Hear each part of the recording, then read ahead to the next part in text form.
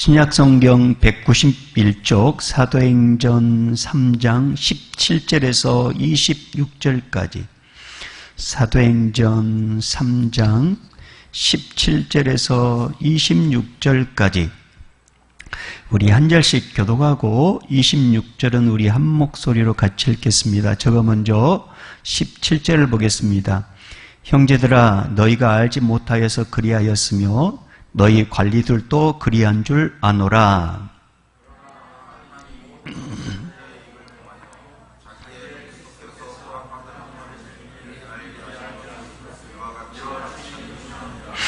그러므로 너희가 회개하고 돌이켜 너희 죄 없이함을 받으라. 이같이 하면 새롭게 되는 날이 주 앞으로부터 이를 것이요.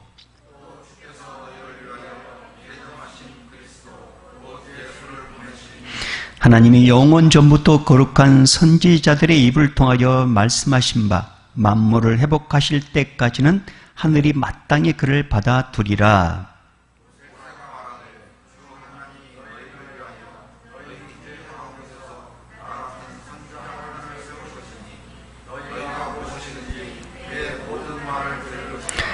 누구든지 그 선지자의 말을 듣지 아니하는 자는 백성 중에서 멸망받으리라 하고,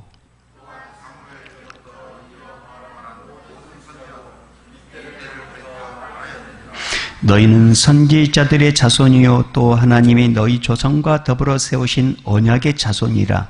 아브라함에 이르시기를 땅 위의 모든 족속이 너희의 씨로 말미암아 복을 받으리라 하셨으니 하나님이 그 종을 세워 복 주시려고 너희에게 먼저 보내사 너희로 하여금 돌이켜 각각 그 악함을 버리게 하셨느니라. 아멘. 할렐루야. 우리 서로 인사하겠습니다. 예, 마치 우리 옆에 한 2천만 명이 있는 것처럼 그런 마음으로 우리 엄지척 하겠습니다. 한 주 동안 잘 보내셨습니까? 네, 아이고 이 예배 현장 예배를 드리는 거 여러분 감사하고 특별히 오늘 이 시간 또 가정에서 예배 드리는 우리 성도님들 주님의 이름으로 축복합니다. 이 현장에서 예배 드리는 이 은혜가 우리 성도님들 가정에 또 사업장에 직장에 그대로 흘러갈 것을 믿습니다. 오늘은 다시 시작하는 힘 11번째 시간 사도행전 3장 17절에서 26절 말씀으로 새롭게 되는 날이 되려면 이란 제목을 가지고 주의 음성을 듣도록 하겠습니다. 김주환 씨가 쓴 회복탄력성, 이 회복탄력성이라는 책에 보면 이런 내용이 나옵니다. 미국 워싱턴 대학의 존 고트먼 교수가 결혼을 앞둔 여인들의 대화를 딱 3분만 듣고 분석을 할 수 있는데 그 딱 3분만 듣고 나서 4년 후에 이 부부가 헤어질 것인지 안 헤어질 것인지 그 여부를 94%나 정확하게 예측을 할 수 있다는 그 연구 발표를 거기 책에 실려 있었습니다.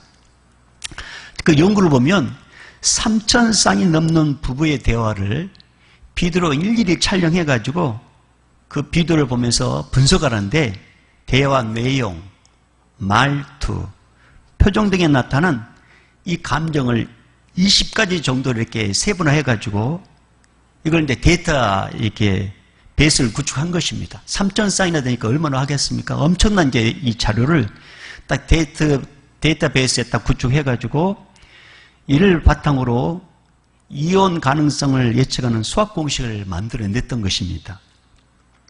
이 고트먼 교수의 연구 결과에 따르면 이혼에 이르게 되는 가장 결정적인 부정적 감정 표현은 경멸과 냉소다. 그렇게 기록되어 있더라고요. 경멸과 냉소다. 대화 중에 이렇게 이제 나타나는 경우가 경멸과 냉소가 이제 대화 중에 주로 나타나는데 그 대화 중에 어떤 게 이제 경멸이가 냉소냐 하면은 상대와 이렇게 대화를 할 때 상대를 외면한다는 것입니다. 그걸 외면하면서 입을 삐죽거리는 것. 이것이 이제 경멸인데 이게 가장 좋지 않는 징후라고 합니다. 그러니까 결혼을 앞둔 여인들 가운데 이제 스스로 혹시 상대편이 뭔가 이야기를 했을 때 애면하고 입을 삐죽거리거나 뭐 이런 식으로 표현하겠죠. 꼬래. 그러면 또 무시하는, 네가 뭘 알아? 그러니까 결혼하기 전에 만약에 그런 어떤 징조가 보인다면 이 고트먼 교수는 이렇게 이야기했습니다. 결혼하지 말아라. 그리고 혹 내가 상대편을 그렇게 경멸하거나 냉소적인 감정을 갖고 있다면 빨리 고쳐라. 반성을 해라. 스스로 반성을 해라. 그렇게 기록이 되어 있었습니다. 저는 이 책을 읽으면서 우리의 이 일상의 결혼 생활 관계뿐만 아니라 우리가 관계 맺고 있는 모든 부분에 이제 이런 현상들이 적용이 된다고 저는 생각합니다. 여러분, 우리가 맺고 있는 모든 부분 가운데서 냉소적인 감정, 이 경멸은 관계를 깨지게 만드는 단초가 됩니다. 이런 모습이 내 안에 있다면 반드시 고쳐야 됩니다. 그냥 방관해 버린다면 관계는 깨지는 것뿐만 아니라 너와 내가 서로 상처를 주고받는 그런 일까지 벌어지기 때문에 그런 것입니다.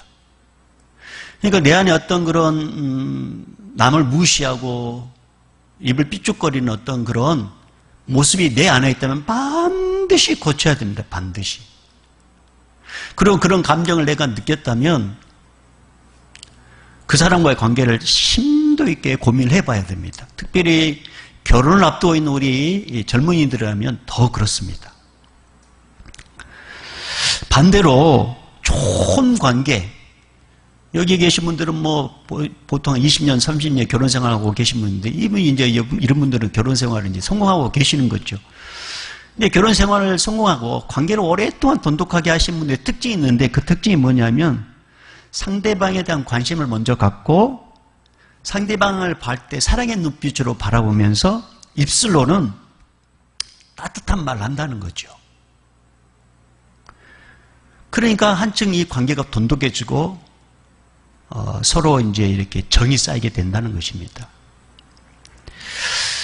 저는 우리 지금 이 코로나로 인해서 비대면 서로 이렇게 얼굴을 마주보지 못하는 것 가운데 어떻게 보면 스스로 자가격리, 오늘 아마 이렇게 간증을 보고 있는 우리 성도님들 자가격리, 스스로 자가격리라는 그런 단어를 듣게 될 것인데, 우리는 어쩔 수 없이 이제 자가격리 중에 있단 말입니다. 그러면은 가족과 함께하는 시간이 많습니다. 그러다 보면 부딪히는 일들이 많게 될 것인데, 혹 절대로 냉수적이거나 경멸이거나 어떤 무시하는 그런 말 자제하시고, 이럴 때일수록 서로 이렇게 사랑으로 용납해주는 그런 우리 성도님들 되기를 부탁드립니다. 자, 오늘 본문의 말씀은 하나님과 어긋난 이스라엘 백성들을 정상적인 관계로 만들어주는 지혜가 담고 있는 말씀입니다. 여러분, 우리가 이제 이 말씀을 이제 배경을 익히 알고 있겠지만 다시 말씀드린다면, 성전 미문에 앉아있는 나면서부터 안진뱅이, 나면서부터 걷지 못한 사람이 예수님의 은혜로 온전해졌습니다. 이 사람은 너무나 기뻐가지고 걷기도 하고 뛰기도 하면서 가장 먼저 했던 게 뭐냐면 성전 안으로 들어가가지고 하나님을 찬양을 했습니다. 왜 가장 먼저 성전에 들어가서 하나님을 찬양했을까요? 첫째는 하나님께 감사하는 마음도 있을 뿐만 아니라 또 한 가지는 이 사람은 지금까지 성전 미문에 앉아가서 구걸하면서 이런 생각을 한 거예요. 나도 건강했더라면 저 사람들처럼 하나님을 찬양하고 예비하고 기도할 수 있었을 텐데, 그런 마음이 늘 항상 있었습니다. 그래서 성전에 들어가는 사람들 볼 때마다 나도 건강했더라면 저들처럼 같이 들어가서 기도할 수 있었을 텐데, 같이 예배할 수 있었을 텐데, 구걸을 하고 있지만 그런 마음이 이 사람 마음속에 계속 있었던 거예요. 쉽게 설명하면 이런 것과 같아요. 우리 자녀들 중에 돈이 없을 때 어떤 친구가 맛있는 과자를 사 먹는 것을 구경한단 말이에요. 그러면 먹는 것을 구경하면서 이런 생각을 들어요. 나도 돈 생기면 가장 먼저 저 친구가 먹는 과자 사 먹을 거야. 근데 어느 날 진짜 용돈이 생겼어요. 그러면 어떻게 할까요? 가장 먼저 먹고 싶은 거 사 먹는 것과 같은 거예요. 우리 어른들의 입장에서 한번 생각해 봐요. 출퇴근할 때 항상 버스를 타고 출퇴근하는 사람이 있었습니다. 여러분 아침에 출퇴근할 때, 출근할 때 버스에 10,000원 버스를 타고 할 때 그때부터 녹초가 되는 거예요. 근데 오늘도 여전히 버스를 타고 출근을 해요. 근데 딱 신호등에 멈췄어요. 근데 창밖에 어떤 차가 딱 섰는데 승용차인데 이 사람도 출근을 해요. 그 버스 안에서 그 승용차를 타고 출근하는 사람 보면서 이런 생각을 갖는 거예요. 이제 이 사람이 운전면허증이 없다면 나는 운전면허증 반드시 따고 돈이 생기면 저 사람보다 좋은 차를 내가 반드시 승용차인데 살 거야. 그래서 나도 승용차로 출근하거나 퇴근할 거야. 이제 그런 마음을 먹는단 말입니다. 그리고 이제 시간이 지났어요. 운전면허증을 땄어요. 돈을 모았어요. 그러면 이 사람 평소에 어떤 마음이 들었어요? 출퇴근할 때마다 나는 자동차 살 거야. 그러니까 돈이 생기면 가장 먼저 했던 게 뭐냐면 자동차를 사는 거예요. 그러니까 평소에 마음 먹었던 게 이제 그게 이제 실천이 되는 거예요. 성전의 미문에 앉아있는 이 사람도 그런 마음이 있었단 말입니다. 하나님께 감사한 마음도 있었지만 나는 반드시 내가 온전해지면 저 무리 속에 나도 포함될 수 있었을 것인데 그러지 못했어요. 그러니 이제 온전해졌잖아요. 그러니까 가장 먼저 온전한 모습으로 성전에 들어가서 하나님을 찬양하고 경배하는 마음, 그 마음의 소원이 이제 실제로 이게 모습으로 나타난 거였습니다. 이 사람이 성전에서 걷는 것과 하나님을 찬송함을 보고 성전에 기도하러 온 사람들이 깜짝 놀랐습니다. 아니 저 사람 성전 미문에 앉아서 구걸하던 사람 아니야? 도대체 어떻게 된 일이야? 하면서 막 사람들이 막 이렇게 두리번두리번 하고 있었을 때 이 성전 미문에서 온전해진 이 사람이 성전에서 베드로와 요한을 붙잡습니다. 그리고 뭐라고 하냐면 이 사람들이 나를 고쳐줬다고, 이 사람들이라고 막 그러면서 막 이렇게 고맙다고 이야기하는 것입니다. 이때 베드로와 요한은 모이던 사람들 앞에서 뭐라고 하냐면 우리가 온전케 해준 게 아니라 당신들이 십자가에 못 박혀 죽인 예수님께서 이 사람을 온전케 해주셨습니다 라고 이렇게 예수 이름을 자랑합니다. 그게 이제 우리가 이 앞쪽에 나눴던 16절 말씀이죠. 여러분 우리 16절 말씀 사도행전 3장 16절 말씀을 우리 한번 읽어볼까요? 다 같이 읽어봅니다. 시작. 그 이름을 믿음으로 그 이름이 너희가 보고 아는 이 사람을 성하게 하였나니 예수로 말미암아 난 믿음이 너희 모든 사람 앞에서 이같이 완전히 낫게 하였느니라. 그러니까 우리가 한 게 아니라 예수님께서 이 사람을 온전하게 줬다라고 이 말을 하는 것입니다. 그러니까 이 말을 들었을 때 얼마나 놀랐겠습니까? 하나님께서 우리에게 주신 예수님을 십자가에 자기들이 못 박혔다는 것입니다. 그런데 하나님께서 그 예수님을 살려냈다고? 그분이 구세주라고? 근데 그분이 이 사람 온전케 했다고? 그 말을 듣는 다른 백성들이 얼마나 놀랐겠습니까? 이때 베드로는 그 놀래서 이렇게 막 어안이 벙벙하고 있는 그 사람들에게 이렇게 계속 설교를 합니다. 그게 오늘 이제 본문 17절에서 19절 말씀이거든요. 자, 17절에서 19절까지 오늘 성경 말씀 다시 한번 읽어볼까요? 시작. 형제들아 너희가 알지 못하여서 그리하였으며 너희 관리들도 그리한 줄 아노라. 그러나 하나님이 모든 선지자의 입을 통하여 자기의 그리스도께서 고난받으실 일을 미리 알게 하신 것을 이와 같이 이루셨느니라. 그러므로 너희가 회개하고 돌이켜 너희 죄 없이함을 받으라. 이같이 하면 새롭게 되는 날이 주 앞으로부터 이를 것이요. 자, 이게 무슨 말이냐면 예수님을 죽이는데 주도적으로 역할한 관리들, 함께 동조한 여러분 몰라서 그런 것입니다. 이렇게 말하면서 오히려 여러분이 몰라서 행한 그 일이 하나님의 구원 사역을 빨리 이루는데 일조했습니다. 그런데 여러분, 모르면서 지은데도 이것도 죄입니다. 그러니 하나님께 용서를 받으려면 회개를 하셔야 됩니다. 그래야지만이 하나님의 은혜를 누릴 수가 있습니다라고 이렇게 영적 조언을 한 것입니다.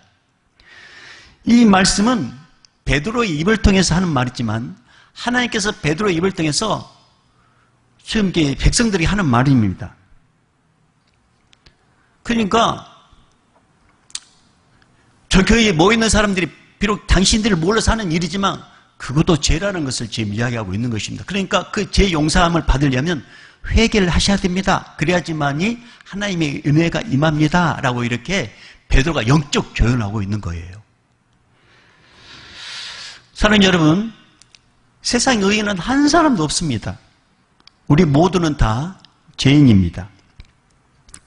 죄인이기 때문에 죄를 지을 수밖에 없습니다. 그런데 죄인 줄 모르면서도 죄를 짓고 죄인 줄 알면서도 지은 죄가 있습니다. 여러분, 세상에는 이런 게 있어요. 죄인 줄 모르고 지은 죄는 정상 참작을 하게 됩니다. 그래서 형량이나 벌금을 좀 낮춰주기도 하고, 또 죄인 줄 알면서 지은 죄는 가중 처벌하게 됩니다. 알면서 지었기 때문에 더 무거운 죄를 이제 처벌을 받게 되는 거죠. 몇 해 전에 우리 막내딸이 이제 안과 정기 검사가 있었습니다. 이제 학교를 끝나고 서울 병원으로 이제 가게 됐는데요. 막 차가 계속 막히는 것입니다. 약속된 시간이 있는데 그 시간에 들어갈 수 없을 것 같았어요. 그래서 이러면 안 되겠다. 그러면서 이제 그때 교회 봉고차를 타고 갔는데, 이 교회 봉고차가 이제 타려면은 6명 이상이 타야지만 버스 전용도를 탈 수가 있어요. 그런데 3명이 탔잖아요. 근데 안 될 것 같았어요. 그래서 버스 전용도를 딱 탔습니다. 근데 기가 막히게 금방 경찰 차가 와가지고 삐뽀삐 하더니 빨리 밖으로 내라고 하는 것입니다. 그래가지고 급히 이제 그 전용도로에서 벗어나가지고 저기 이제 갓길을 됐더니 이제 경찰이 왔습니다. 그리고 경찰한테 제가 이야기했습니다. 여차저차 해서 지금 빨리 가야 될 수밖에 없어서 제가 이렇게 했습니다. 그렇게 이제 충분히 제가 정상적인 이야기를 했단 말입니다. 그랬더니 그 경찰 아저씨가 하는 말이 뭐냐면, 어쩔 수 없습니다. 뭐 사정이야 뭐 안타깝지만 어쩔 수 없습니다. 벌금 내셔야 됩니다. 그러면서 이제 벌금을 때렸습니다. 그러니까 어쩔 수 없다는 그 말에 더 이상 할 말을 못했습니다. 그래서 벌금을 주고 그 이후부터는 아무튼 늦더라도 전용도로 타지 말자. 그래서 일찍 출발하려고 했는데 아무튼 그런 경험을 한 적이 있었습니다. 제가 이제 그때 당시를 생각하면서 이제 딱 말씀을 묵상하고 있는데, 그때 이제 갑자기 이제 제 안에 이제 이런 가사가 이제 노래가 떠오르는 거예요. 그 노래에 후렴구만 딱 떠오르는데, 그 후렴구가 뭐냐면, 안 되는 줄 알면서 왜 그랬을까? 근데 후렴구가 이런 노래가 들려요. 안 되는 줄 알면서 왜 그랬을까? 근데 가만히 생각해 봤더니 이 노래가 어디서 많이 들었던 노래예요. 그래서 제가 이제 한번 이제 검색을 해봤더니 이 노래를 누가 불렀냐면 1970년대 중반에 유명한 여자 3인조 걸그룹이 있었어요. 그 걸그룹의 이름이 뭐냐면 쿨 시스터스라는 이분들이 부른 노래인데, 우리 학생들 꼭 잘 들어보세요. 이 학생들 참 들으면 은혜가 돼요. 어떤 가사냐? 3절로 되어 있는데 이렇게 이제 시작이 됩니다. 도서관에 간다고 공원길에서 살금살금 데이트만 하고 와서는 밀린 숙제 못다고 킁킁대더니 그만 사르르 잠이 들었네. 안 되는 줄 알면서 왜 그랬을까? 안 되는 줄 알면서 왜 그랬을까? 이제는 후회해도 어쩔 수 없어요. 2절은 이렇습니다. 시끄러운 찻집에 홀로 앉아서 메모지에 낙서만 하고 있다가 시험지를 받아더니 아는 게 없어 또르르르 연필만 굴리고 있네. 안 되는 줄 알면서 왜 그랬을까? 안 되는 줄 알면서 왜 그랬을까? 이제는 후회해도 어쩔 수 없어요. 3절이 중요합니다. 남들보다 열심히 공부를 해야 행복에 찬 미래가 약속되는데 매일매일 놀면서 어찌하려나 이래서는 안 되는데 정말 안 되네. 이래서는 안 되네, 정말 안 되네. 안 되는 줄 알면서 왜 그랬을까? 안 되는 줄 알면서 왜 그랬을까? 이제는 후회도 어쩔 수 없어요. 이런 노래였어요. 그럼 여러분 이제 이게 여기에 딱 이제 음을 붙여보면 좀 더 실감이 있겠죠. 그래서 제가 한번 들어봤어요. 그리고 한번 이런 노래라는 것을 제가 한번 1절 한번 불러볼게요. 이런 노래입니다. 도서관에 간다고 공원길에서 살금살금 데이트만 하고 와서는 밀린 숙제 못하고 킁킁대더니 그만 사르르 잠이 들었네. 안 되는 줄 알면서 왜 그랬을까? 어디서 많이 들은 것 같아요. 근데 원래 이런 노래가 아닙니다. 제가 갑자기 또 이렇게 찬송가가 생각나가지고. 제가 이게 예배 드리기 전에 분명히 제가 연습했단 말이에요. 근데 여러분, 쿨 시스터즈라는 한번 유튜브에 찾아보면은 이 노래가 나와요. 한번 한번 들어보세요. 근데 제가 이제 3절에 제가 이렇게 이제 3절에 딱 제가 마음에 꽂히는 게 뭐냐면 이 가사에 이러면 안 돼. 이러면 안 되는데. 정말 이러면 안 돼. 그러면서 이제 뭔가 새롭게 다짐하는 그런 이제 이 가사의 결과가 이제 결론 지는 것을 보면서 제가 이제 나름대로 이렇게 좀 마음에 들었었습니다. 여러분, 우리 모두는 다 죄인입니다. 모르면서 지은 죄, 알면서 지은 죄가 있습니다. 근데 여러분, 베드로가 뭐라 합니까? 여러분 몰라서 지은 죄입니다라고 이렇게 해준다고 해서 죄가 사라진 게 아니라는 것이죠. 사람이 괜찮다고 해서 죄가 없어진 게 아닙니다. 이 죄를 먼저 해결하지 않으면 이 죄는 마치 머리에 숯불을 쌓는 것처럼 계속 쌓이게 돼 있어요. 그래서 어느 순간인가 이 숯불이 무너짐으로써 그 사람을 힘들게 하는 것처럼 이 죄 때문에 그 죄에 대한 대가를 받게 된단 말입니다. 그러면은 이 죄 문제 해결하기 위해서는 어떻게 해야 되는가? 베드로는 영적 조언을 하는데 다시 한번 우리 19절 말씀을 다시 한번 읽어볼까요? 시작. 그러므로 너희가 회개하고 돌이켜 너희 죄 없이함을 받으라. 이같이 하면 새롭게 되는 날이 주 앞으로부터 이를 것이요. 개역 한글에는 이렇게 기록되어 있어요. 그러므로 너희가 회개하고 돌이켜 너희 죄 없이함을 받으라. 자, 죄 없이함을 받으라. 이같이 하면 유쾌하게 되는 날이 주 앞으로부터 이를 것이요. 이렇게 되어 있고요. 쉬운 말 성경에는 이 본문이 이렇게 기록해 놨습니다. 그러므로 동포 여러분, 이제 회개하고 하나님께로 돌아오십시오. 그러면 하나님께서는 여러분의 죄를 깨끗하게 씻어 주실 것이고 주께서 여러분을 새롭게 해 주실 때가 올 것입니다. 라고 이렇게 하고 있어요. 그러니까 새롭게 되는 날, 유쾌하게 되는 날, 기쁜 날이 오려면 반드시 전제할 게 뭐냐면 알게 지었던 죄, 모르게 지었던 죄를 회개하라는 것입니다. 근데 여러분, 회개해야 한다는 이 말은 나쁜 말이 아니에요. 이것은 사랑의 말이요, 축복의 말입니다. 여러분, 회개라는 이 의미는 죄로부터 돌아서는 것, 세상에 향했던 나의 삶을 하나님께로 돌아오는 것, 이게 회개란 말이에요. 그러니까 지금 베드로가 지금 모여있는 이 사람들에게 회개를 촉구하는데 이렇게 회개를 촉구하고 있는 거예요. 뭐라고 했냐면 예수에 대한 당신들의 생각을 바꾸십시오. 그러니까 이들은 예수를 이단으로 생각했단 말입니다. 그런데 예수에 대한 당신의 생각을 바꾸시고 그분을 메시아로 고백하십시오. 그리고 죄를 떠나서 하나님께로 돌아오십시오.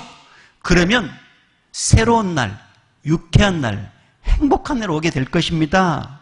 라고 이렇게 고민을 하고 있는 것입니다.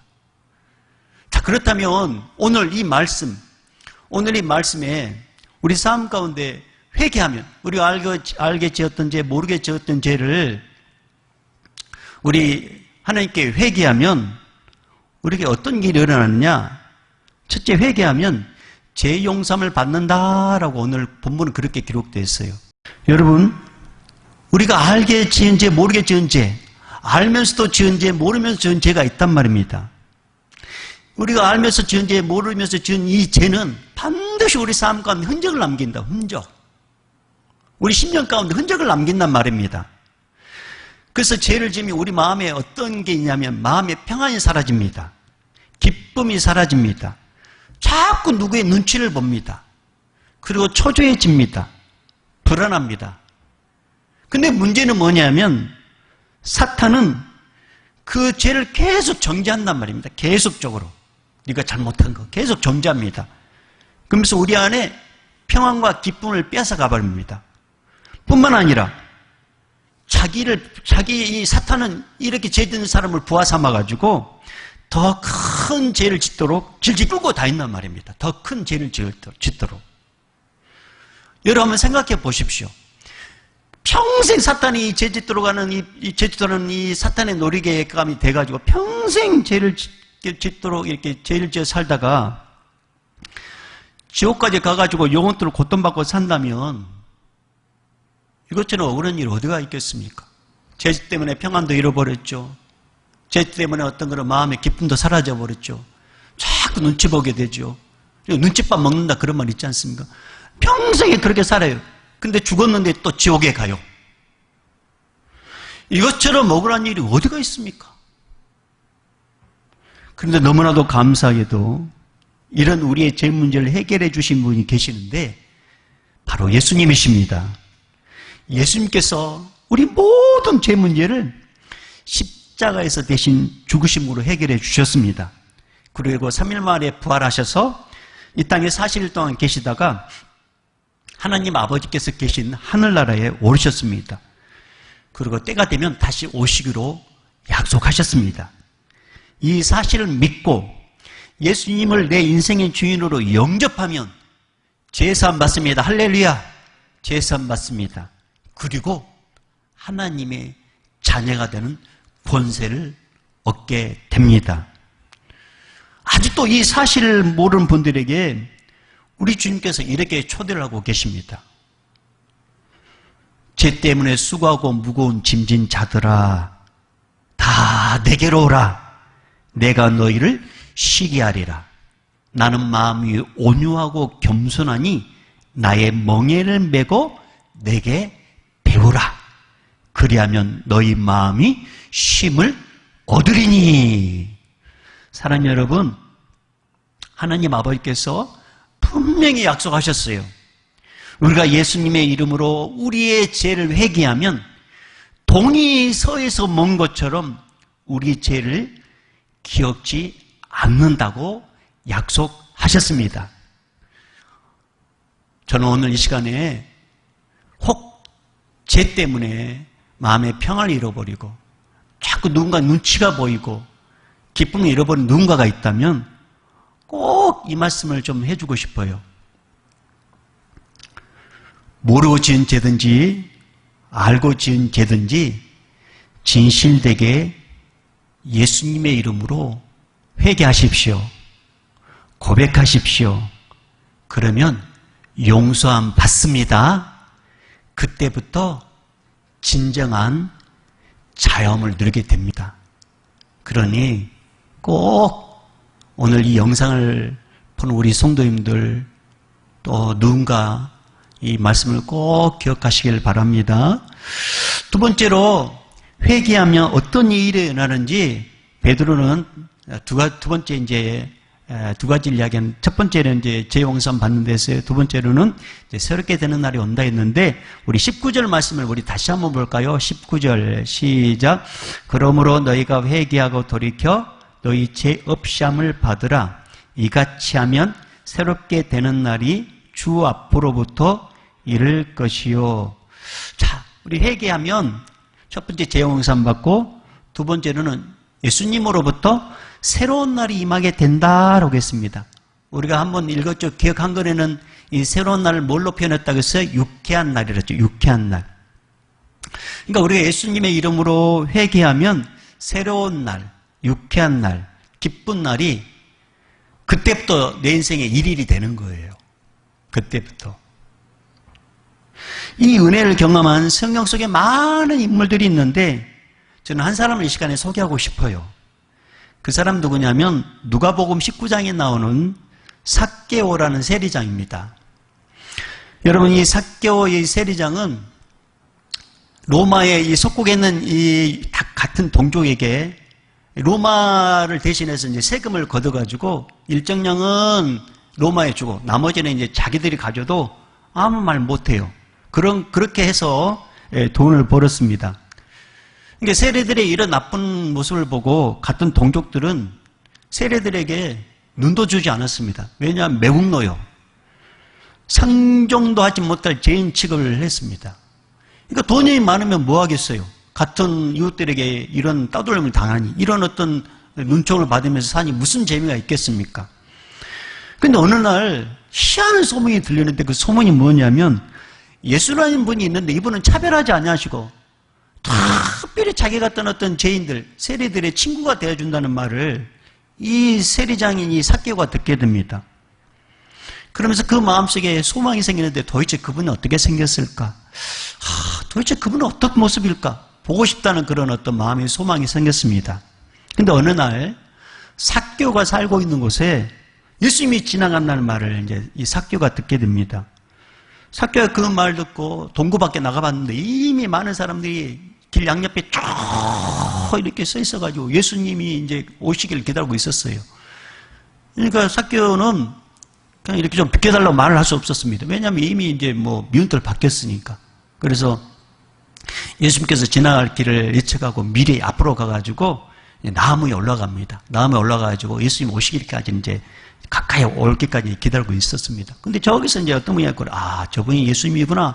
점점 이제 예수님이 이제 이렇게 얼굴이 이제 윤곽이 드는데, 그냥 지나갈 줄 알았는데, 예수님께서 이 삭개오가 올라가 있는 그 나무 밑으로 오시더니 딱 자기를 쳐다보면서 이렇게 하길, 삭개오야 내려오라. 내가 오늘 너희 집에 가서 좀 쉬어야 되겠다. 이 말을 듣는 순간, 이분이 보통 분이 아니구나.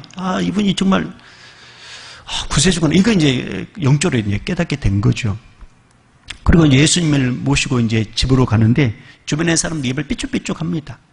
근데 그런 거에 신경 쓰지 않고 삭개오가 예수님을 만나자마자 그의 인생이 확 달라지는데 자기 입에서 이렇게 예수님께 고백을 하는 겁니다. 그게 뭐냐면 누가복음 19장 8절 말씀에 이렇게 이야기합니다. 예수님께서 말씀하지 않았는데 그랬어요. 뭐라고 했냐면 삭개오가 서서 주께 여짜오되 주여 보시옵소서 내 소유의 절반을 가난한 자들에게 주겠사오며 만일 이 것을 퇴속한 일이 있으면 4배나 갚겠나이다. 예수님은 진실된 삭개오의 이 고백, 자기의 잘못을 고백, 이것을 듣고 이렇게 선포해 줍니다. 예수께서 이르시되 오늘 구원이 이 집에 이르렀으니 이 사람도 아브라함의 자손이미로다. 이게 무슨 말입니까? 삭개야, 너는 이제부터는 더 이상 죄인이 아니야. 오늘부터 너는 아브라함의 자손이야. 오늘부터 너는 새로운 날이 시작된 거야. 그러니까 오늘이 네 인생의 첫날이야. 이 말씀을 하고 있는 거예요. 여러분, 삭개가 얼마나 좋았겠습니까? 자기의 예수님을 만나자 자기가 이렇게 예수님께 자기의 제 잘못을 회개하는 거예요. 근데 예수님께서 그걸 받으시고 오늘부터 네 인생은 새로운 날, 첫날이야. 너는 더 이상 죄인이 아니라고. 너는 자유야. 이제부터 유쾌한 날 오늘부터 시작될 거야. 새로운 날이 시작될 거야. 그렇게 위로를 주셨던 것이에요. 사랑하는 여러분, 우리 예수님은 그런 분이십니다. 우리가 회개하면 여러분, 이전에 그 죄 때문에 잠 못 자고 막 짜증나고 불안하고 기쁨을 잃어버리고 자꾸 눈치 받는 그 인생, 예수의 이름으로 회개하면 예수님이 말씀하셨어요. 내가 용서해 준다. 더 이상 기억지 않는다. 그래, 오늘부터 너는 새로운 날이 시작된 거야. 오늘부터 너는 유쾌한 날이 시작되고 오늘부터 너 인생은 첫째 날이야. 그러니 자유함을 받으라. 이 말씀을 오늘 베드로는 영적 조언을 지금 하고 있는 것입니다. 사랑하는 여러분, 저는 오늘 이 영상을 본 우리 식구들, 이 예배 앉아 있는 여러분들에게 축복하고 싶습니다. 여러분, 우리 어떤 죄를 지었든 예수 이름으로 회개하면 오늘부터 새로운 날 시작됩니다. 오늘부터 유쾌한 일들이 일어나게 될 것입니다. 오늘부터 기쁨의 일들이 일어나게 될 것입니다. 더 이상 죄와는 상관이 없는 인생이 될 것입니다. 왜? 예수님께서 나의 모든 죄를 다 해결해 주셨기 때문에. 그래서 그 죄가 이제 해결받음으로써 나타나는 게 뭐냐면 결론적으로 베드로는 이렇게 설교를 마무리합니다. 자, 26절 말씀 읽어보겠습니다. 26절 시작. 하나님이 그 종을 세워 복 주시려고 너에게 먼저 보내사 너희로 하여금 돌이켜 각각 그 악함을 버리게 하셨느니라. 종을 보내서 너에게 이 사실을 알렸다는 것입니다. 종을 보내. 마찬가지입니다. 하나님께서 부족하지만 이 종을 보내가지고 여러분의 복 주시게 하시기 위해서 회개하십시오. 그러면 용서함 받습니다. 회개하십시오. 그러면 새로운 날, 유쾌한 날이 임합니다. 그런 예수 이름으로 회개하십시오라고 이렇게 이 종을 보내서 오늘 주님이 하신 말씀인 것입니다. 사랑하는 여러분, 하나님이 주시고자 원하는 복을 꼭 누리는 하나님의 귀한 백성들 다 되기를 주님의 이름으로 축복합니다. 이제는 우리 주 예수 그리스도의 은혜와 하나님 아버지의 무한하신 사랑하심과 성령님의 감화 감동 교통 충만하심이 오늘 이 예배 현장에 있는 우리 믿음의 식구들의 머리마다, 우리 가정에서 예배된 우리 모든 믿음의 식구들 머리마다, 오늘 또 복음을 증거하는 선교사님들과 우리 현장에 있는 우리 모든 의료진들과 코로나로 인해서 입원해 있는 환우들과 이 땅의 모든 사람들뿐만 아니라 우리 다음 세대들, 우리 청년 세대들 머리 위에 이제부터 영원히 있을지어다. 아멘.